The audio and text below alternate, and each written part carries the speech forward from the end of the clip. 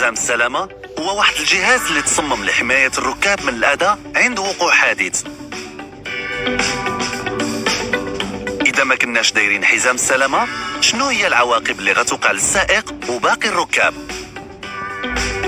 لنأخذ على سبيل المثال مركبة كتسير بسرعة 90 كيلومتر في الساعة.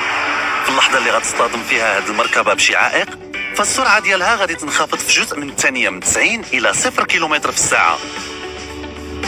كنتيجة لذلك غيتعرض الركاب داخل المركبة إلى تباطؤ جد عنيف، وهنا فين كتجلى الخطورة، وبالأخص عند عدم ارتداء حزام السلامة.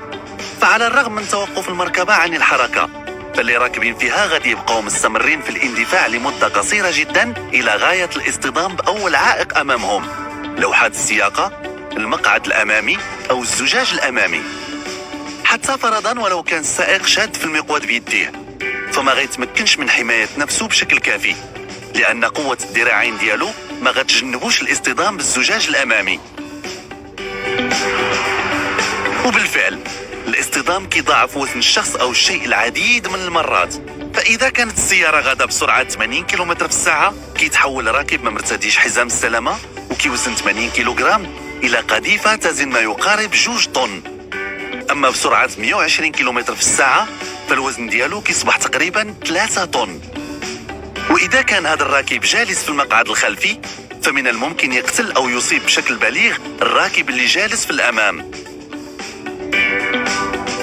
فبالفعل ركاب المقاعد الخلفية اللي ما كيستعملوش حزام السلامة كيعرضوا ماشي فقط حياتهم للخطر، بل كذلك حياة الآخرين اللي راكبين معهم. يقدروا يتقذفوا خارج المركبة من الزجاج الأمامي أو الخلفي أو من النوافذ الجانبية.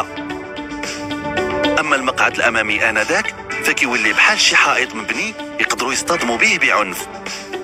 لكن أنا عندي السيارة فيها الوسائد الهوائية ايرباكس، نقدر إذا نتخلى على حزام السلامة. في وقتنا الحالي أغلب المركبات الجديدة مجهزة بوسائد هوائية، لكن هذه الوسائد ما يمكنش تعوض حزام السلامة، فهي كتبقى وسيلة حماية تكميلية ما يمكن تأدي دورها إلا إذا كان الحزام مربوط. منين كتوضع حزام السلامة بشكل صحيح، فاحتمال تعرضك للقذف من المركبة أثناء الحادث هو 1 على 10.